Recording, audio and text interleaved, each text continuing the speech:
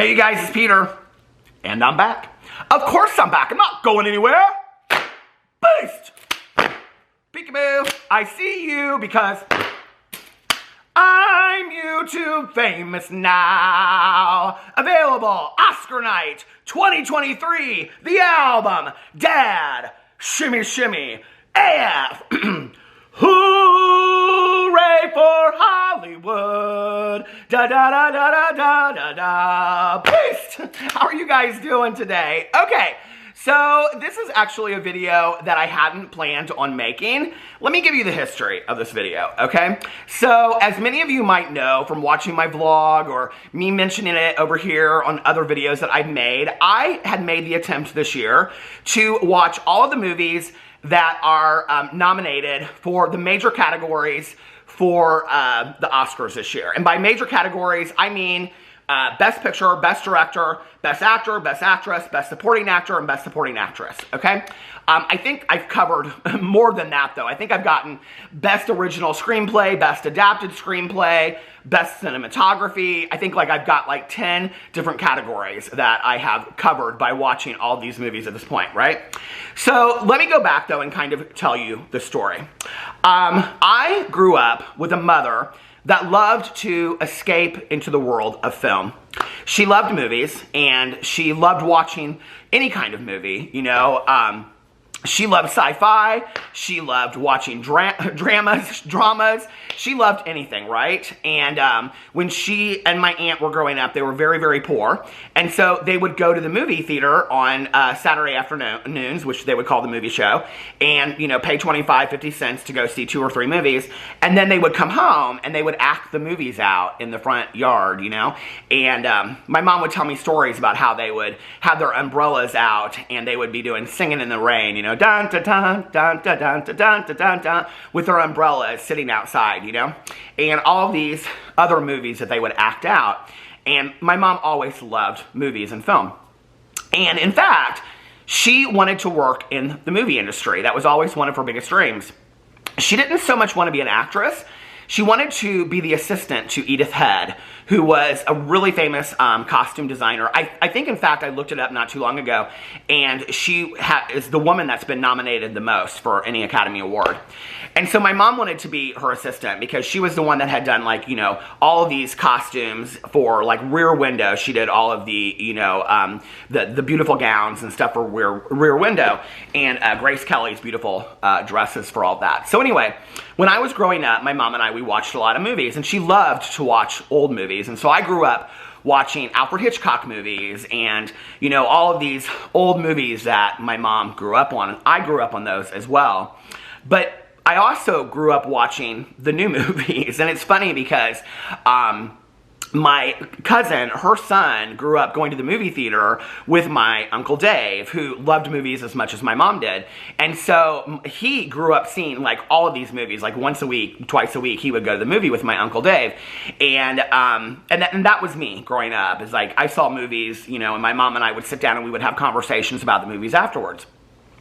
Well, every year when the Academy Awards came around, that was a really, really big special event in our home, and my mom would get dressed up for it, and she would put together a cheese board, and nobody was allowed to talk in the house except for my mom during the Academy Awards, you know, and we would watch the in memoriam part when they talk about everybody that's passed away in that following year, and my mom would just cry and sob, and, you know, and I don't even know that I really understood it at that time. But what I do know is that I understood this appreciation for film and acting and what it does for us, and that it allows us to escape. And I have grown to love that as well. And I am somebody that absolutely loves movies and film, you know. And I think sometimes even the worst films out there do that for us. They do something to help us escape. So I don't necessarily think that a movie has to be the greatest movie in the entire world, right? But that being said, when I watch a movie and I see a portrayal of something where that person moves me to emotion or moves me to tears or moves me to feel a certain way that I haven't necessarily felt before, I feel like they have truly achieved their job in acting, right? And I remember my mom and I watching Trip to Bountiful with Geraldine Page, and when she won that year. And I can remember watching that movie about this elderly woman that all she wanted was to go home to her hometown of Bountiful, Texas, one last time before she dies. And I can remember, as, you know, a kid in high school, that feeling of her portraying that, and how would I ever understand that as a kid in high school, you know? And yet I did, by her portrayal of that. And many movies through the years have really affected me, you know? I can remember seeing Boys Don't Cry with Hilary Swank, which I think today is still such an important movie, especially in today's times. And Julia Roberts and Aaron Brockovich, one of the most fantastic movies, I think, to date. And Sandra Bullock in The Blind Side. You know, and these movies that just really make us feel things, you know? And Frances McDormand, like, anything that she does, I absolutely love. So, years ago, I used to watch all these movies, you know, and then I would come over to my mom's house, and I would watch the Oscars with my mom, and we would have this, you know, elegant evening and all this kind of stuff. And she would light candles and make a fire in the fireplace. And when my mom passed away in 2008, I kind of shut down on all of that. I really struggled, you know, going forward. And so I was like, a couple years after that, I hadn't watched the Oscars or really entertained the idea of watching any of the movies or anything. And so one year I was like, I think it was 3 or 4 years afterwards, I was like, I'm going to go and I'm going to watch all of the movies for the Academy Awards. And so I did. I took that week and I made sure that I went and saw every movie that was up for any of these categories that I just mentioned. And so this year, I've been thinking a lot about my mom. It's been 15 years since she's passed away, and I thought, you know, out of kind of dedication to my mom, but also just to do something that I think would be really fun, I'm going to watch all of these movies. So starting last weekend, I started out on this venture and this journey of watching all of these movies, and I have. So, I finished it late last night. I finished it at about 6:30 in the morning last night watching Causeway. Causeway was the very last movie that I watched. So what I want to do is, I want to go through and I'm going to tell you guys about these movies as I go. So depending on what category they're in, I'm going to tell you just what I think about the movie in general. But then I'm going to tell you like who I think is going to win, and I'm going to tell you who I think should win, okay? It's interesting. I went last night and I went into Google and read all these articles about Oscar predictions, and you know, everybody's always like, oh, this is who's going to win, and the Academy this and the Academy that and whatever. I would really like a year of surprises. That's what I would like. I would like a year of surprises based on fantastic acting and storytelling. That's what I would like, you know, nothing more than that. Do I think I know what's going to happen? Yes. I think that Everything Everywhere All at Once is going to just completely take the Academy this year. I think we've seen it at the other award shows. I think it's going to take everything. And is it deserved? I don't know. You know, I watched the movie.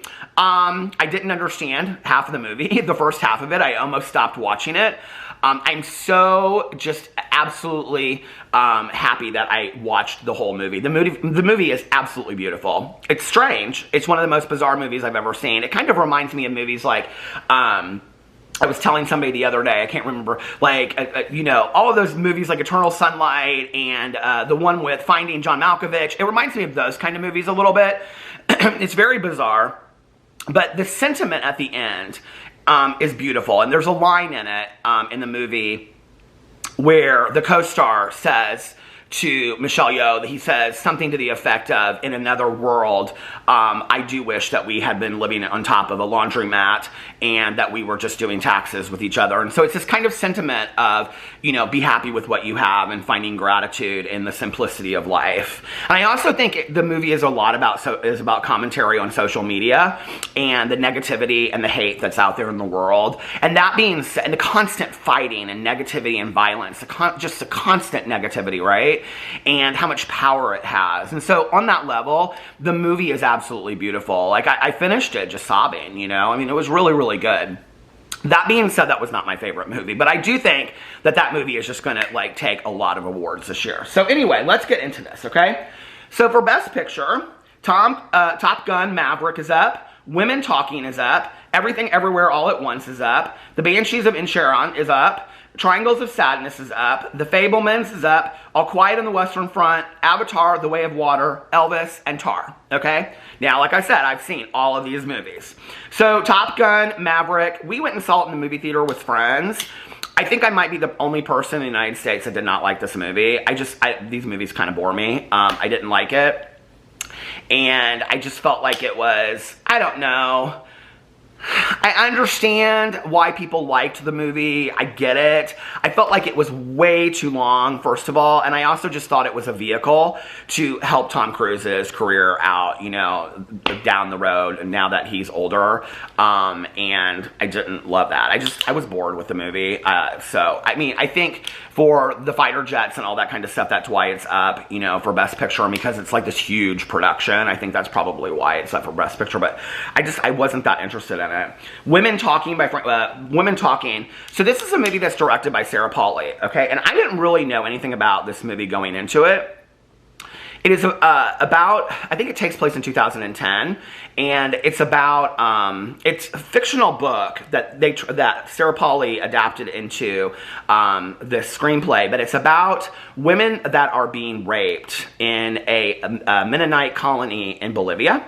And so the men are jailed, and they're getting ready to get out of being jailed, and the women have to decide what they're going to do, whether they're going to stay, whether they're going to stay and fight, or whether they're going to leave.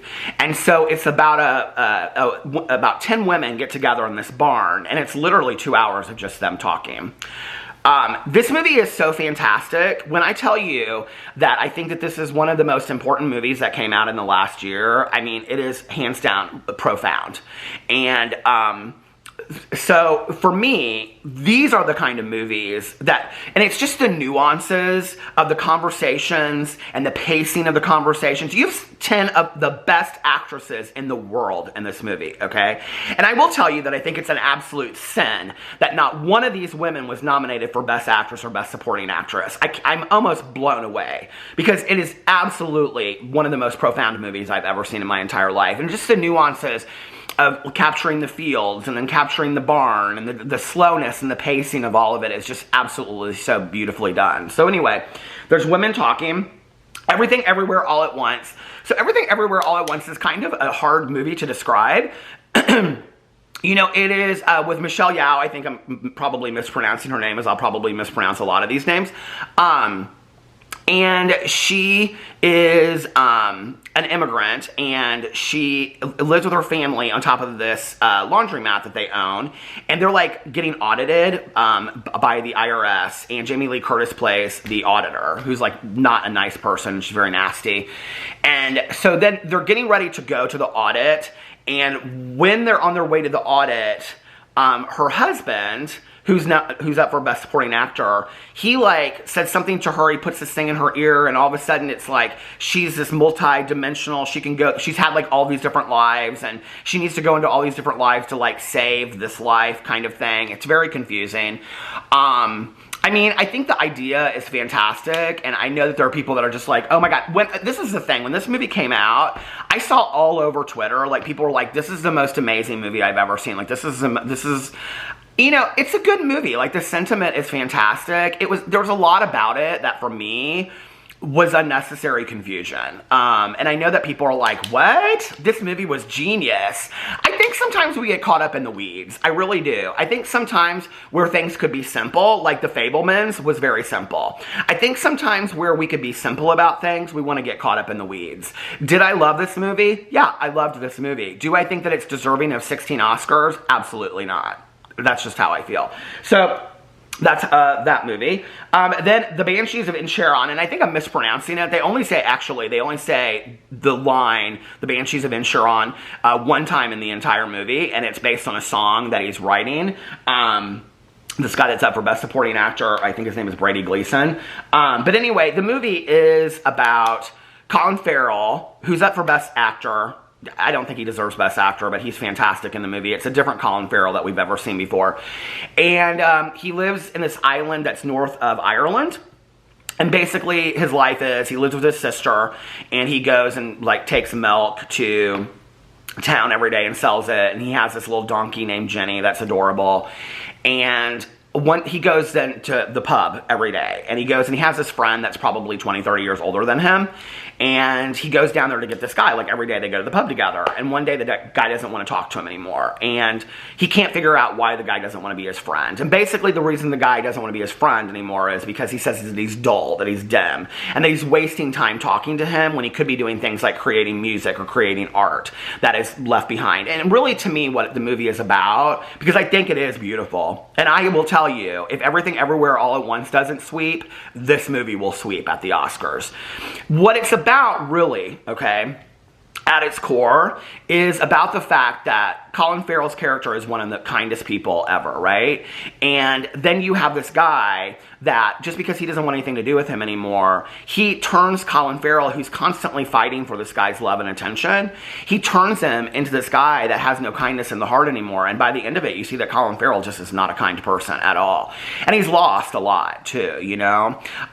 There's also a guy in here that plays his friend Dominic, that's up for supporting actor. Oh my god, he's fantastic in this movie. We'll talk about that in just a second. Triangle of Sadness. Okay, this movie was just weird. I don't know why it's up for Best Picture. So Woody Harrelson, they're like putting him all over he was like in 10 minutes of the movie, so it's whatever. The movie starts with these two like models, influencers, and they're like arguing, and okay, so that's like the beginning of it. Then they go on this boat, they get gifted this like luxury cruise. It's probably like, it's like Below Deck, but like 30 people. And it's really like this making fun of the rich kind of thing. But then they, like, a storm hits, and then pirates get them, and then they end up on this island.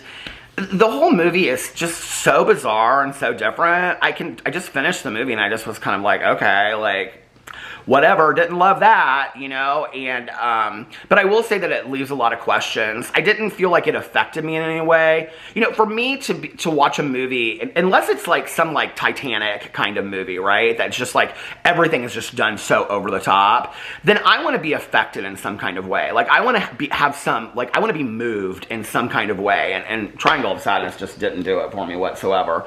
And I will tell you, trigger warning, there is a disgusting scene in the middle of this movie that is about, it's not 2 minutes long, it's like 20 minutes long, where every passenger on this ship gets like absolutely seasick, and I'm talking about from both ends, and it is not pretty, and it is so gross in this movie. Okay. Then the next one is The Fabelmans. Okay, I did not really know what to expect from this movie, and I wasn't really excited to see this movie. This isn't the kind of movie that I love to see. And it is about this guy, this kid, and it starts taking place in 1957, and he like goes to the movies with his parents for the first time. His mom is played by Michelle Williams, who is up for Best Actress, and she's fantastic. Absolutely fantastic. And I have to tell you, it's kind of a running joke in my vlog right now. I'm not a huge Michelle Williams fan. Like, I don't dislike her, but I watched her way back in the day with Dawson's Creek, and she's just not my favorite. But, you know, she's so good in this movie, though, you guys. And so it's just about this kid through the years, and they move from Phoenix to California and from New Jersey, and his wanting to be a movie director. And it's really semi-autobiographical, the life of Steven Spielberg, and it's just fantastically done. I will tell you one of my thoughts this year, and I don't understand what happened. Like, you know, back in the day, we had like Anna Paquin and things like that were nominated for Academy Awards.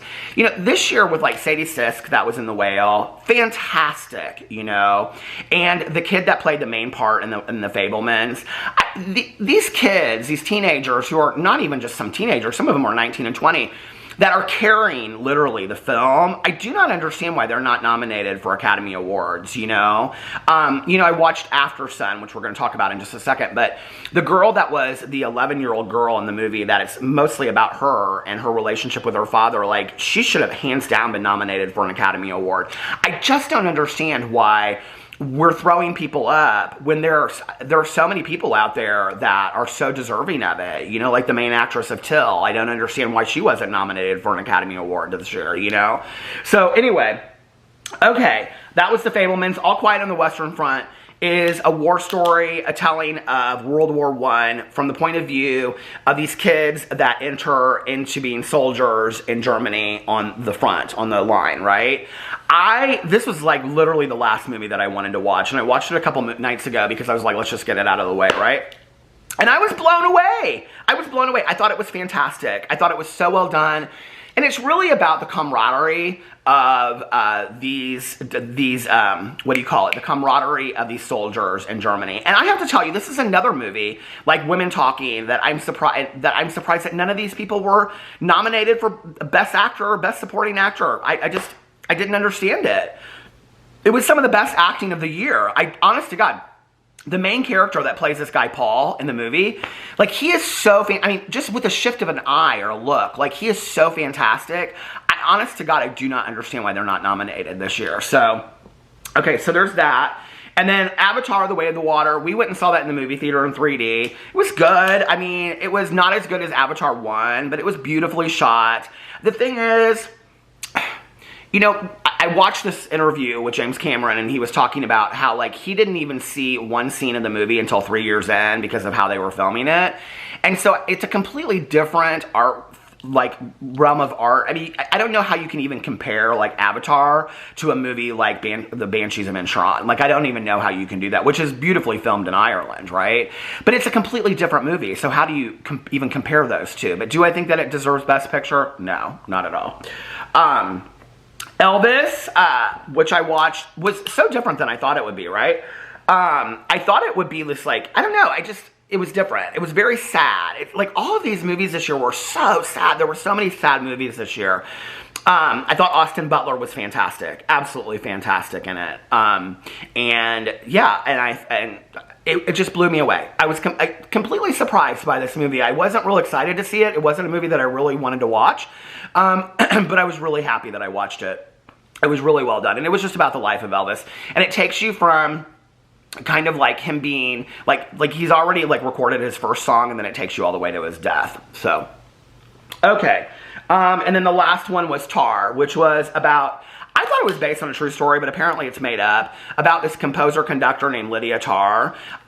So really what the movie is about is that she is predatory on younger female students of hers that she promises positions to, or, you know, things like that then she doesn't follow through with.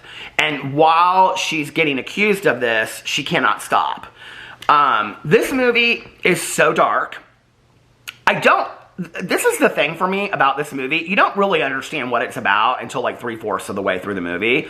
So really what it's about is a lot of her just kind of, like, talking about music, standing around her apartment, driving around Berlin. I mean, it's not about that. Like, you don't even know that that's what it's about. Like, they kind of insinuate that, but you don't even really know that till 3/4 of the way in.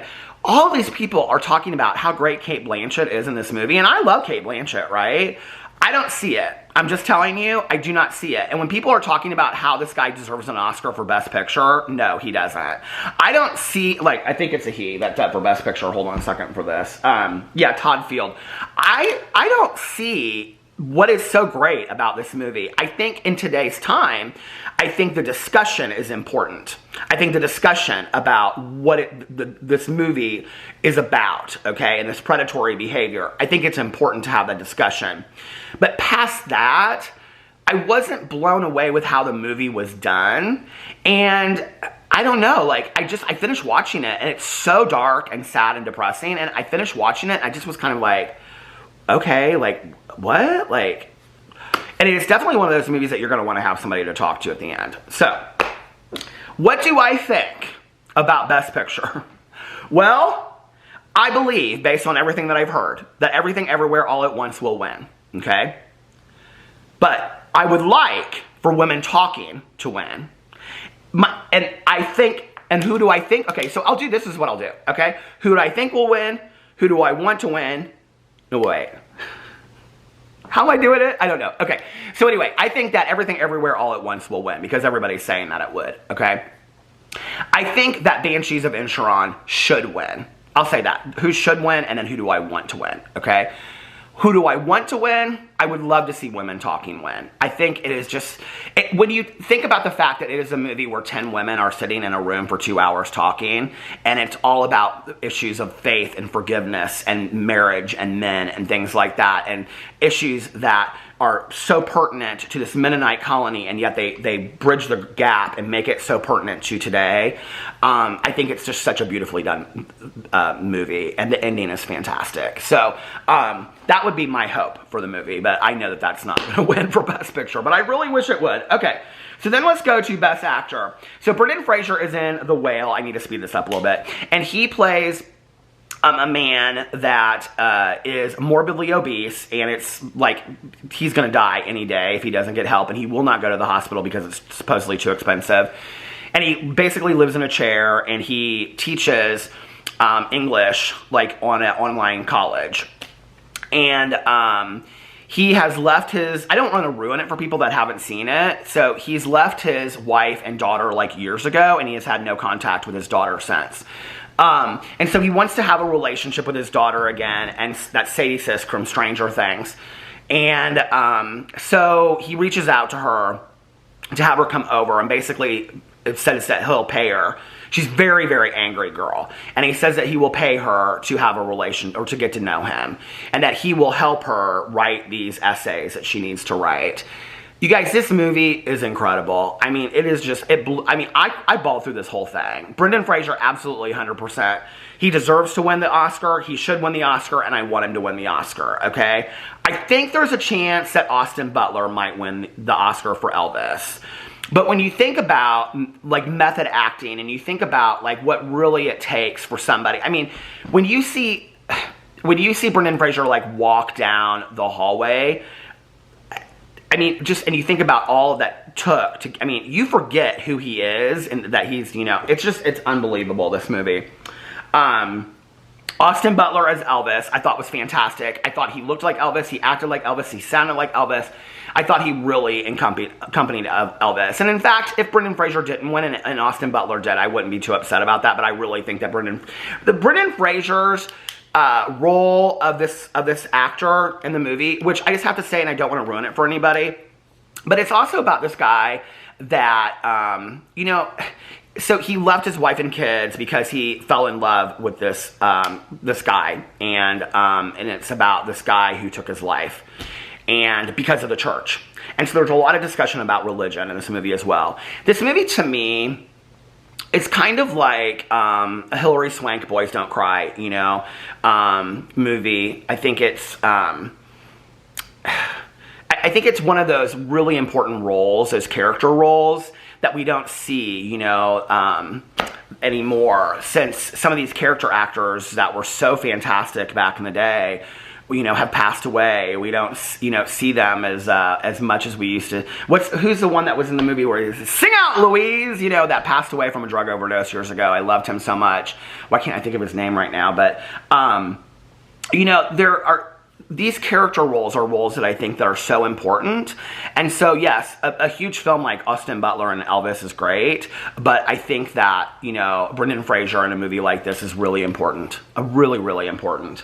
Okay, and then Colin Farrell and the Banshees of Inisherin. I think, like, the only reason he, like, is, like, up is because he just was so different than any other movie he's been in before. He's really a sweet, kind, nice guy. There's a scene in there, where something happens to his donkey, and just that whole scene and watching him, and, like, he totally encompasses this character. And I love Colin Farrell, and I've never seen him in a role like this before. He is really fantastic.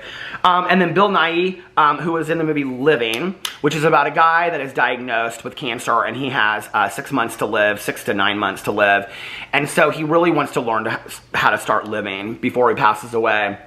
But he doesn't really want to tell anybody that he's dying. And he's always wanted to be a gentleman and work in an office. And this takes place in London. It takes place, I'd probably guess, like the 50s. I watched this late last night. The movie had me, like, bawling. He's fantastic in it. He really is. But I don't think that he deserves the Academy Award. He's really, really good. And the movie is really, really good. But I don't think that it deserves the Academy Award, you know, next to Brendan Fraser. I mean, Brendan Fraser's, I mean, it's a blow-away role, you know. This is going to stop. Hold on just a second. Okay. And then the last one is Paul Mescal for After Sun. So I watched this movie because, well, obviously it was on my list, but so many people recommended it to me. and said like, oh, this is really like, this is a movie about this girl and her dad, and it's like the last vacation they take together and whatever. So I watch this movie, and the whole thing is like, Paul Mescal plays this girl's father, and she's about to turn 11, and they go to this like rundown resort in the Turkish coast, and it's just like their days spending there. I'm very confused by this movie, okay? And I know that the movie, like I read all these articles afterwards, and people were like, oh, this movie is about grief and loss and mental health and mental illness and depression. And I was like, y'all pulled that from this movie. You got all that from this movie? Because I didn't get it from that movie. I can see how you could stretch and get that from this movie, but I sat and watched this movie on my iPad for, 2 hours. I didn't get that from this movie. And then they were saying things about the ending of the movie, and I was so confused by this movie. Now, I think that Paul Mescal is a very handsome man, and I think the young lady that played his daughter did a fantastic job, I mean, some of her questions that she asks, some of her just like movements and things, I mean, she is such a fantastic actress, this young lady. But the movie was so, like, I just, like, when it was over, like, I was telling my best friend this, when it was over, it was just kind of like, huh? Like, okay, like, I guess it's over. So for me, it is Brendan Fraser for The Whale. Okay. Best Actress, Andrea Riseborough wrote To Leslie. She plays Leslie, who, this is based on a true story, won $190,000 in the Texas lottery. She loses it all, and 6 years later, she's sitting in a hotel room and she's broke. Okay, and that's where the movie starts. And then it's about her life going forward and how she has no relationship with her son, and she's basically pushed everybody away, and nobody wants anything to do with her because of her alcoholism and because of her just lack of responsibility. Now, there is a lot of controversy surrounding her nomination because the week before before the nominations, the director started really pushing this, and like a lot of actors and actresses, even Cate Blanchett, came out and like said things about her deserving to be nominated for this role. All right. When I tell you, as a person in recovery for 28 years, that this is the most honest portrayal of an alcoholic that I have ever seen in any film to date, let me tell you that is the truth. There is a scene in this movie when she plays this song. I actually downloaded this song. She plays this song called Are You Sure by the song is played Are You Sure by Willie Nelson, and she's sitting at a bar and she's drinking a beer and she's kind of slumped over like this. And you can tell she's listening to the lyrics, and this is so, I think, symbolic of just like alcoholism and addiction and being just in the trenches of that sickness. And she's sitting there, and you can tell like each word is hitting her, and and the word is really about, and the song is really about life. I just was absolutely blown away by this movie, and the movie offers some hope at the end. It's a really beautifully done movie. She is a fantastic actress, and hands down, I believe she should win. I want her to win, but she won't win. Michelle Yeoh from Everything Everywhere All at Once will get the Academy Award. So, and that's just, we already know that, right? Michelle Williams from The Fabelmans, she was really good in this. I think in any other year, like, this is the weird thing, right? It's like, it depends on who they're up against. Michelle Williams in another year, I think, could have won Best Picture for this. Her portrayal of a mother that has to decide whether she wants to, it's a very uncomfortable conversation. We don't like to have this conversation in our society. Does she put her wants and her needs above her children and her family and do what she wants to do? Or does she stay in that role? And Michelle Williams is so fantastic in this movie. So, and then Cate Blanchett for Tar. I just didn't see that she did any great. I didn't think there was anything great about. I mean, the movie is, I think, an important topic, like I said. But do I think that could have been played by anybody? I don't really get it. I don't really understand why Tar is getting this attention for Cate Blanchett's role. Like, I just didn't think she did anything. It reminds me of this. I can't remember what the movie was, but Glenn Close a couple years ago was nominated for something. It was where she was the husband. Oh, it was called The Wife. And I really thought this was the year that Glenn Close was going to get it. And people were like, she didn't do anything in the movie. Yes, she did. She did so much. She did more in that movie and just like throwing this like thing at her husband than Cate Blanchett does in this whole movie. Like, I don't know. I just really wasn't. I don't get it. I don't understand why Cate Blanchett's so up for all these awards this year. And then Ana de Armas for Blonde. I watched Blonde last night on Netflix. Oh, you want to talk about a long, boring movie. So, yeah, she's fantastic, and she's beautiful, and she looked just like Marilyn Monroe, and she acted just like Marilyn Monroe. And I feel like she had the nuances and the emotionality of Marilyn Monroe. She won't win, but she was fantastic in it, you know? And I think, like, for people that are going to give it to Austin Butler for Elvis, why not for Ana de Armas for Blonde? I mean, it's very similar kind of role kind of things, right? She was fantastic in it. She was. I mean, she carried the whole movie. The thing is that you have to know going into the movie that the movie is based on the Joyce Carol Oates novel. It's not based on the life of Marilyn Monroe, which is completely different, right? So there's a lot that's fictional about the movie, and I knew that going into it. It's weirdly done, and it's kind of unsettling at times. I didn't love it, so... Anyway, for Best Actress, I would like to see Andrea Riseborough win for To Leslie. Michelle Yeoh will win for Everything Everywhere All at Once. Yeah, but I'm for To Leslie all the way. And then, okay, let's hold on a second. Best Supporting Actress. Angela Bassett for Black Panther, Wakanda Forever. That was, Alex and I watched it. My husband and I watched it. Loved that movie. She was fantastic in it. But... it's interesting because all these people are saying that, like, Angela Bassett, like, really deserves to win the Academy Award for this. Like, I don't know if you guys are, like, big Angela Bassett fans or not, but, like, I'm a huge Angela Bassett fan. I've watched everything she's ever done, okay? You know, all the way back to What's Love Got to Do with It and everything. You know, The Coven, on American Horror Story, everything. I'm sitting there and I'm watching this movie, and she's good in it, right? But, like, I'm kind of like... I don't really understand why she got nominated for this. Like, she does a lot, right? Like, she does a lot of stuff. Like, I'm kind of confused, like, why this movie? Which I thought was good. I thought it was entertaining. But I was like, compared to her canon of work, like, I don't understand. And people are like, oh, she deserves it for this. I don't know that I necessarily believe with that. And then Carrie Condon for The Banshees of Inisherin. She played... she plays, what's his name? Why can't I remember it now? She plays Colin Farrell's sister, and she's great in it. People are saying that she might win if Jamie Lee Curtis doesn't win. And I don't know what I think about that. So, hold on just a second. Let me see. Best Supporting Actress, Jamie Lee Curtis for Everything Everywhere All at Once. She plays the woman that's in charge of auditing. Stephanie Sue, who plays the daughter, Joy, in Everything Everywhere All at Once. And Hong Chow, who plays the nurse and the best friend in The Whale. So, I'm going to tell you. I really thought that Hong Chow, who plays the nurse in The Whale, was fantastic, okay? And there are some really emotional scenes with her. I don't think she deserves the Academy Award. Carrie Condon, who I loved in Banshees of Inisherin, fantastic. I don't think that she deserves the Academy Award. Angela Bassett, I don't think she deserves the Academy Award. So I do think it comes down to Jamie Lee Curtis or Stephanie Sue. Jamie Lee Curtis was fantastic in this movie, and I love Jamie Lee Curtis. I'm one of the biggest Laurie Strode forever in the Halloween franchise. But I really believe that Stephanie Sue, that played the daughter, like, she carried the movie. She carried the whole movie, and I really believe that she deserves to win Best Supporting Actress. And she was fantastic in it, too. Okay, and then Best Director, we have Martin McDonough for The Banshees of Inisherin. Todd Field for Tar. See, I don't even understand. Like, I'm so confused about the whole Tar thing, right?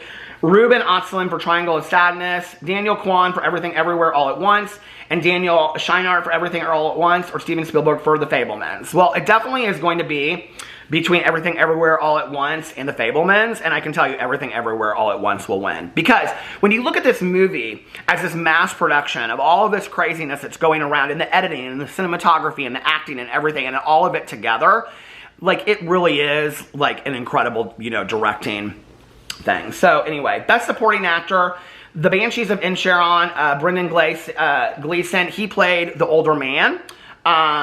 Brian Tyree Henry in Causeway. Oh, this movie, you guys, Causeway, was so good. And it was about it was with Jennifer Lawrence, and she played she had been in Afghanistan, and she was a soldier that was blown up. And so when she came back, she had to, like, rehab into getting better. And then she meets this guy, and they become friends. And it's about their relationship. And his name's James in the movie, and he's just, like, so fantastic. And he has a really kind of, like, tragic story, too. And it's about them kind of, like, sharing their tragic stories together. And I'm kind actually really, to be honest with you, surprised Jennifer Lawrence wasn't nominated for Best Actress for this movie, for Causeway. She was really good at it. And I also am kind of surprised that the woman that played her mother, who I don't know who that is, wasn't nominated for Best Supporting Actress. I'm also surprised that Allison Janney was not nominated into Leslie, because Allison Janney, who I love, and the Academy loves Allison Janney, she was fantastic into Leslie. Fantastic. I'm kind of surprised that she didn't get nominated for Best Supporting Actress, but, you know, what do I know? And then, so he was great in Causeway. Causeway it's a really short movie, and it's about her coming back to New Orleans and kind of like moving in with her mom again and not wanting to be there and things like that. And then Judd Hirsch for The Fabelmans. I mean, he's literally in 5 minutes in the movie. I don't even know how he got this nomination, but it's he's good in it. I kind of wouldn't be surprised if he won for this one part, right? And then, I'm going to horribly mispronounce this name, but Ki-Hu Kwan, Everything Everywhere All at Once, plays Michelle Yeoh's husband. And he is up for Best Supporting Actress, and he was fantastic. And he will win in it, I think. But I have to tell you, if I had to pick who I think deserves to win, Brendan Gleeson, who plays the older man. I mean, there's a scene where he has no fingers, and he is playing the violin. Can we talk about that for a second? And he's just thumping it, and blood is going everywhere. You guys, when you see this movie, I mean, it is unbelievably fantastic. I loved it. Tanya, my best friend, she said that was the most boring movie I've ever seen, the Banshees of Inisherin. I loved it. So then let's talk really quick about Best Adapted Screenplay. Living, Top Gun, Women Talking, Glass Onion are All Quiet on the Western Front, okay? Now, people are saying All Quiet on the Western Front will win. I believe that Women Talking will win, and I believe it deserves to win. I read an article about Sarah Polley, the director, talking about when she reads a novel first, and then she will imagine what it looks like in a film, and then she starts taking notes and writing down about it and how she does it. And she wanted to see how she could turn this novel into 10 women just sitting in a barn talking about this. And then Best Original Screenplay, Everything Everywhere All at Once, The Banshees of Inisherin, Triangle of Sadness, The Fabelmans, and Tar. And I believe that Everything Everywhere All at Once will win. So, those are all of the movie picks for this year that I did. Let me know in the comment section below which movies you think are going to win. Are you going to watch the Academy Awards tomorrow? I kind of hope it's not a sweep, because any year that it's a sweep, it's just not that exciting. It's not that fun, but I'm really excited. I cannot believe I made it through all of the movies this year that I wanted to make it through, and I'm really excited for Oscar night tomorrow night. So I will be sitting here in my best pajamas, eating cheese, and I love you guys so much, and I will see you tomorrow. Bye.